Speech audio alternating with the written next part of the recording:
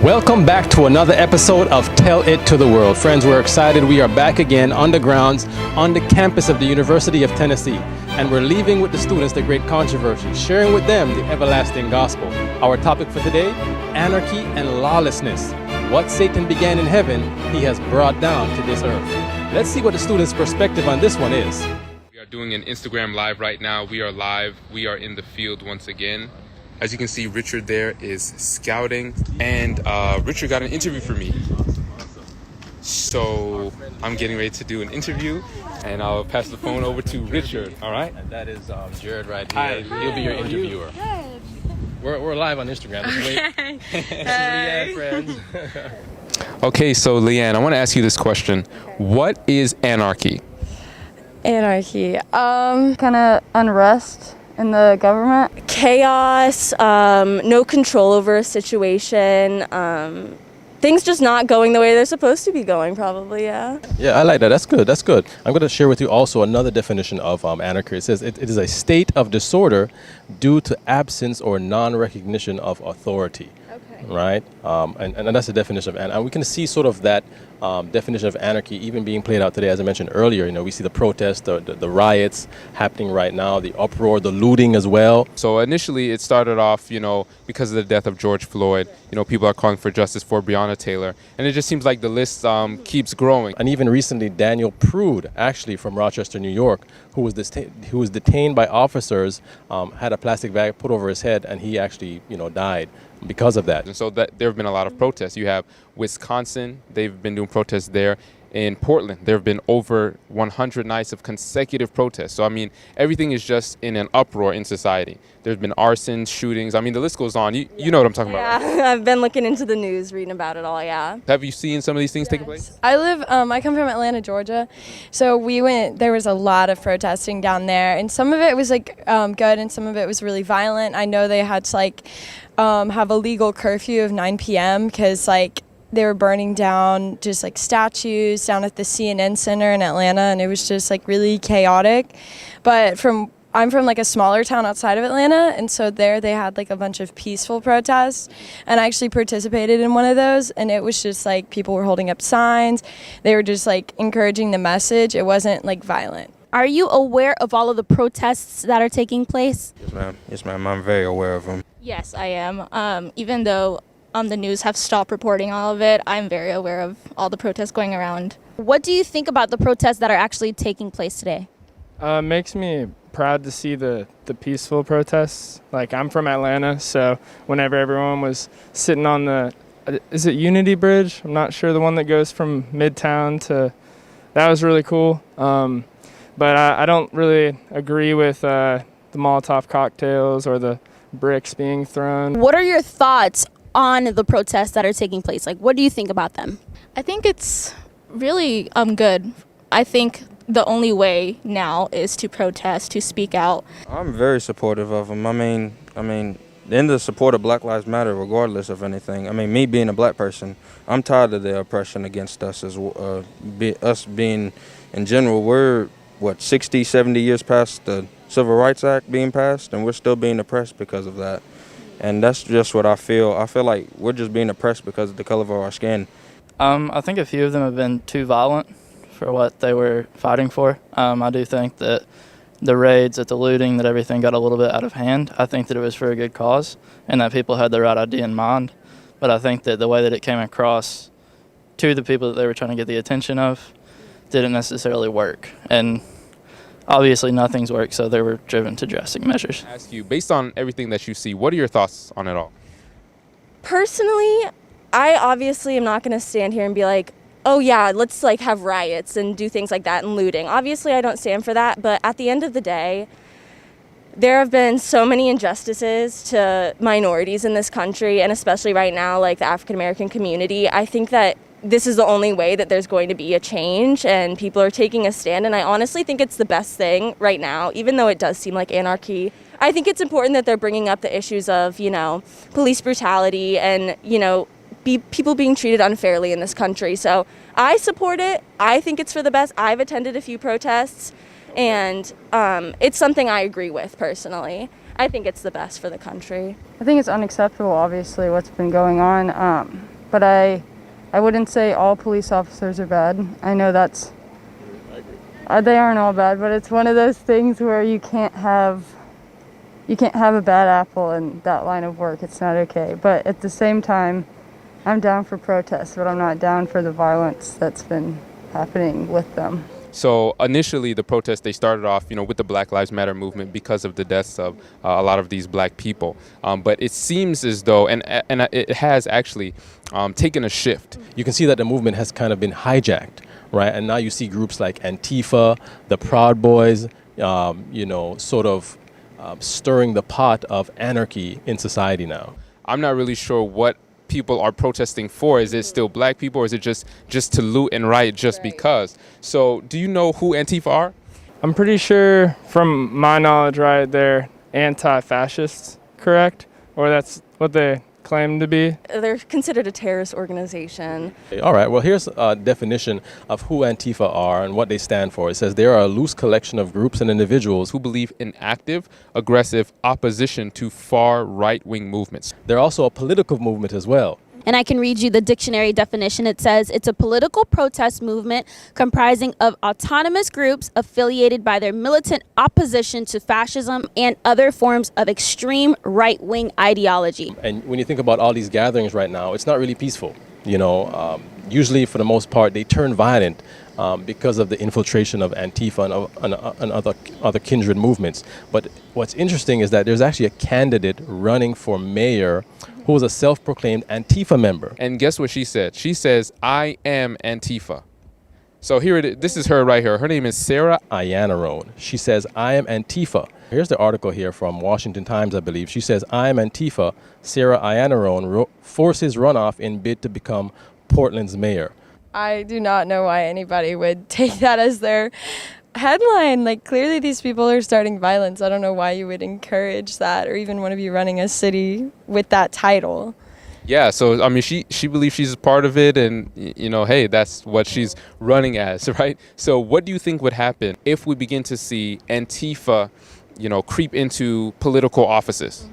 There'd be a lot of violence in my view. I think there would be a lot more discord and disagreement than there already is. I think that would just create so much chaos. First of all, clearly they have a biased view on their politics, so it would just be completely all their decisions. Nobody else would really get a say. It would almost be I feel like it would almost lead towards a dictatorship type of government. Honestly, I don't know what I would expect. I think it would probably be more towards something I wouldn't like, I would say. But in all honesty, I have no idea what type of things they would want to bring into the government. So I don't know how I would make a direct opinion about what they might be doing. I think it's funny that they're anti-government in some ways, but very pro-government in other ways. And it's not really, at this point, I feel like no one is completely anti-government or pro-government.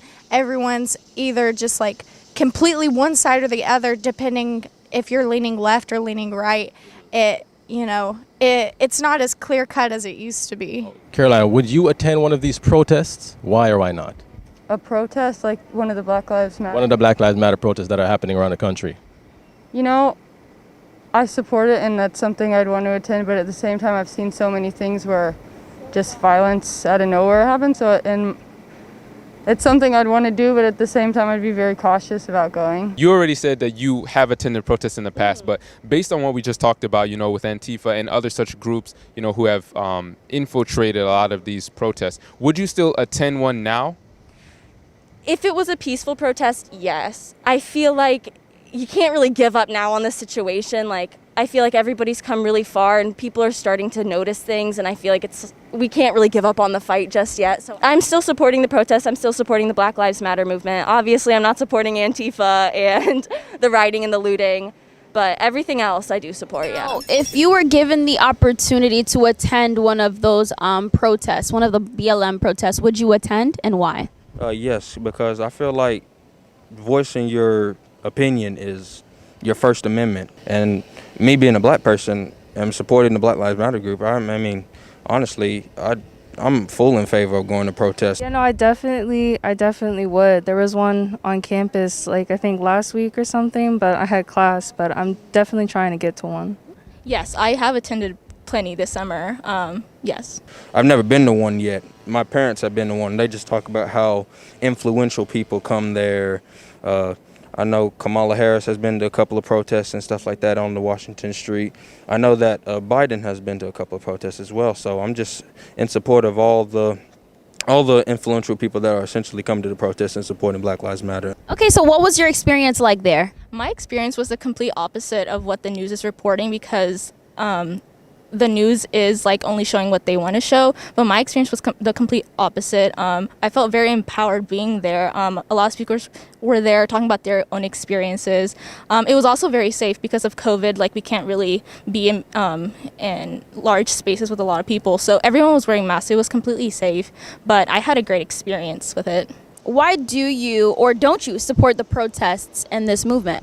I support people who speak out for what they believe in. I don't support silencing others. There's some like deeper other social issues. I don't know, when people are talking about the nuclear family and wanting to take that apart, and I don't think that that's right for America. Whenever they're trying to like disband it, it's like, you know, disband the mother, the father figure, you know, which I think is like has been shown to have a huge effect on people's lives, like my own father's it has, you know.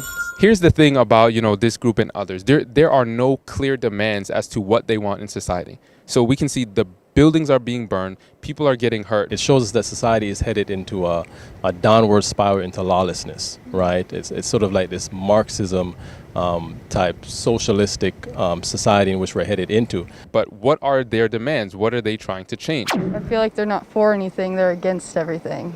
The only thing which has been really solidified that the Black Lives Matter movement, as well as you know, some of these other groups want, is a defunding of the police. Even though police departments are still intact, in a sense, we can see how it would be if police departments were fully defunded, because, you know, right now officers are being ordered to stand down. You know, they're seeing the actual violent protests, the arson, the looting, even some killings, and they might just arrest the people and then let them go. But they're not really doing much to stop it. Now, we know the First Amendment, you know, it gives us the right to assemble peaceably, but not to riot and loot and so on. So like they're seeing the law being broken, but because of orders that are being given to them, they're not really doing anything. And I want to share with you an article from Fox News, Fox 11. A man is now charged with obstruction after protests this weekend in Green Bay. Matthew Banta made an initial appearance today in Brown County Court. Police say he had smoke grenades and a flamethrower. According to a criminal complaint, Banta was part of a group marching in downtown Green Bay on Saturday. The group had been declared an unlawful assembly. Banta was part of a group of 4 individuals with wooden bats and an Antifa flag. He ignored commands from police to stop and was eventually arrested. It's like, who are these people? Yeah, I don't know. Like, the point of these protests is to go towards peace. Why are you using violence to get peace? Doesn't make sense. So we see this lawlessness happening. Now, Mattis, let me ask you, could you live in a world without laws? I feel like it's possible, but it's not one that I would choose. I'd be like scared all the time if that was the scenario, because, you know, even though the police are seen as like this violent force right now, they also do enforce a lot of laws to like protect us. Like, you know, if we had no rules like that, there'd just be like murderers running around left and right with no consequences or no punishments, really. So I feel like it is, I mean, like, I don't know, I feel like the police should be trained in a different way, not necessarily defunded. But yeah, living in a world without rules like that, I think it would be terrifying. No, I obviously don't think I could live in a world or in a country without laws. I do understand the whole point of defunding the police, you know, after all the injustices that have happened. But I think it's hard right now. It's really hard to find a common ground between the police doing their job, but then also overdoing their job, because I've seen certain things from protests of them protesting people, like, or arresting people that are protesting peacefully and, you know, doing things like that with them. But then, like, when it comes to the Antifa, some of them just aren't doing anything. So I think that there does need to be order. but it's so difficult because I feel like people still need a voice and they still need that platform. And if protesting and starting anarchy is the only way to make it known, I understand. So it's just kind of hard right now, but I don't think the country would be able to survive if we didn't have laws. Places without laws, nothing ever works out. It only gets worse. I do think that there needs to be reform in the laws, that the laws that we have are meant to be just, but then the political system twists them and manipulates them to make them not the same for everybody. I don't think we could go 100% without laws, but there definitely has to be, like, the people who are in power right now, they need to be, somebody has to check them. When you think of, just laws in general, I mean, society, the world, nature, everything runs on laws. You know what I mean? And so what that shows me is that, if we as humans, as mankind, are not, want to do away with governmental laws, want to do with man's laws, it shows that, we wouldn't even have respect for God's laws, because God also has a law as well. So I want to ask you, from a biblical perspective now, looking at everything that's going on in the world, who is the originator of the anarchy, the strife, the hatred? Ooh. Biblically. Ooh, I have no idea. I mean, I'd say the man himself. Like us as people, ourselves are the reason for it. Who do you think is the originator of anarchy, strife, division, and hatred? I feel like a lot of people would say Lucifer, the devil. He's a fallen angel, yeah. Satan. All right. Madison is very sharp. That is indeed Satan. That is indeed Satan. And guess what? He's the one who's actually inspiring man to do these things. Because you said, you believe it's man. It is man, but it's Satan working through man. The Bible shows us the genesis, the origin of where this anarchy started. Back in heaven. Eating of the apple. Okay, so that's good. Eve, yeah. But even before that, it started before that, right? How much before that? While Lucifer was in heaven. Oh, okay. Yeah. And then he fell, and yeah. Exactly, right? So while he was in heaven, right, God had and does have a set of standards and rules, right? And as a result, Lucifer, he began to rebel against those standards and rules. And he got his own protest group, you could say, right? His own set of angels to combat God and his angels. Satan was the first anarchist. He was the first Antifa member, if you want to say. And there was a war in heaven. Literally, the Bible says that. Here it is. And there was war in heaven. Michael and his angels fought against the dragon, and the dragon fought and his angels. And prevailed not, neither was their place found any more in heaven. Verse 9. And the great dragon was cast out, the old serpent called the devil and Satan, which deceiveth the whole world. He was cast out into the earth, and his angels were cast out with him. So we see here that God did not, approve, of course, of Satan's wanting to overthrow the government. And as a result, he was kicked out of heaven. But the scripture says that Satan came down here to earth. And so, Madison, when we see this, societal permeation of anarchy and rioting, it shows us that there's a different spirit behind us. I think that's interesting because, like you see in Genesis, with the very first sin was Satan. He caused Eve to think that she disagreed with God, to think that she wanted what he didn't want for her, and causing that confusion and that perception of disagreement is how he led to the original strife and the original conflict that happened. And you can see that now because, honestly, I don't think people disagree as much as they think they do. And if people can just talk about it civilly and without emotions, without just this underlying anger or just desire to shut the other person down. If you come at it with a loving perspective, then I feel like there's more agreement than people think. Just like you said, Adam and Eve, right? When they ate the forbidden fruit, now we all naturally have this sense of hatred and variance. Yes. I never really thought you could connect it biblically, but now I'm seeing how you connect it, Satan rebelling and then becoming, the fallen angel, and then this is kind of tied into society now, everybody rebelling really violently in some ways, betraying the norms of society. Mm-hmm. That's true. And it also shows you that the very same spirit that they have when they're throwing bricks at people, lighting on fire innocent people's buildings, right? I mean, is that a spirit of God or Satan? Definitely a spirit of Satan, not a spirit of God. Right, exactly. Because God's character is love, joy, and peace, not strife, not variance. So we're seeing who's behind these movements. You know, because we all have a conscience. We hear in our head, okay, this is right, this is wrong, right? The one impressing you to do wrong is actually Satan. And so, you know, as a Christian, I personally couldn't be involved in a movement like that because I can't call myself a Christian. I wouldn't be a Christian. And so that's what the devil wants. He wants it to make it seem as though it's white versus black, cop versus civilian, you know, Trump versus Biden. You know what I'm saying? These political parties against one another. But really, he's the enemy, but we don't see it. So we have to ask God to open our eyes so that we can fight in this battle. But we can't use physical weapons. Yeah. Definitely agree with that, yeah. And I'll share that with you. In 2 Corinthians chapter 10 and verse 4, for the weapons of our warfare are not carnal. You know, it's not fist against fist. It's not, you know, gun against gun. But it says here, but mighty through God to the pulling down of strongholds. Casting down imaginations. Those are the thoughts that come to our minds to say, hey, you know what? Go and slap that person in the face just because they have a different political view than you.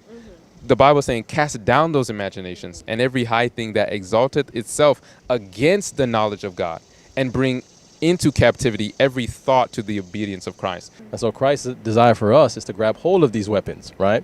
And those weapons can be acquired through prayer, through studying God's word, through, you know, conversing as we're doing right now, sharing the word of God together. We're getting a better understanding of God's character and even of his law, because God has a law as well, the 10 Commandments. And Satan's desire was to overthrow that law, right? And he's doing the same thing today. So if we disregard, you know, man's law, we're headed in the direction to disregard God's law as well. But God is saying, listen, I want to equip you. I want to give you the strength, the wisdom to not only get victory over Satan, but also get victory over this hate in our hearts, right? And to receive the love that I have for you, right? Do you believe that? Yeah, I do, totally. Do you agree with that? Definitely, yeah, I agree with that. I feel like everyone can find something out of that, and I think it's a great way to live by, you know, trying to shoot down all those negative thoughts and be more positive about life and accepting of everyone. That's how I like to live my life. You know, I don't try to get into political arguments with people. I respect everyone's opinion. I believe everyone has the right to their own beliefs. I think it's something that everyone should think about more, you know, putting down those negative thoughts and just coming together and loving everyone. I feel like that would help. Well, thank you, Leslie, so much for spending some time with us. We have a gift that we'd like to leave with you. And do you have any last comments concerning what we talked about, the topic, or just anything? I just think we should settle for Biden this year, and that's about it. Okay. Awesome. Any last comments you'd like to leave? Just anything? No, just thanks for having me. I want to leave with you a gift here that you know, has been a blessing for us, and you know, by God's grace, prayerfully, it's also a blessing for you as you continue, you know, your journey, and prayerfully, hopefully, you know, you can share these sentiments with others as well, that they may be led, you know, to a closer walk with Christ. Right. Yeah, I've always been told, like, you know, actions speak louder than words, and the biggest impact you can have in someone's life is just showing the gospel through your actions and through your character, and, you know, loving others like Jesus loved us first. So, yeah.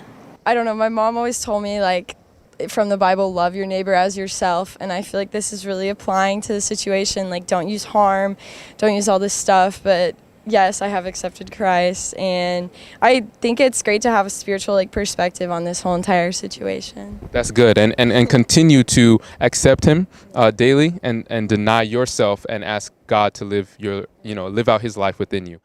So how was your experience, Leanne? Tell the people out there in Instagram land, how was it? It was a blessing. Yeah, it was really interesting to learn how we connected, like, spiritual events towards, like, the whole social movement nowadays. So I had a good time, yeah. Awesome. Amen.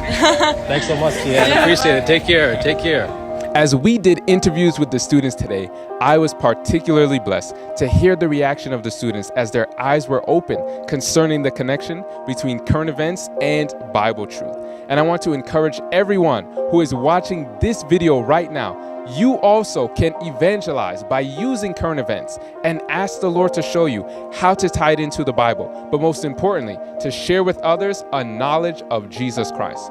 Don't forget to follow us on our Facebook, Instagram, and Twitter page. And please like, share, and comment in this video so that we can see what are your thoughts. We'll see you next time.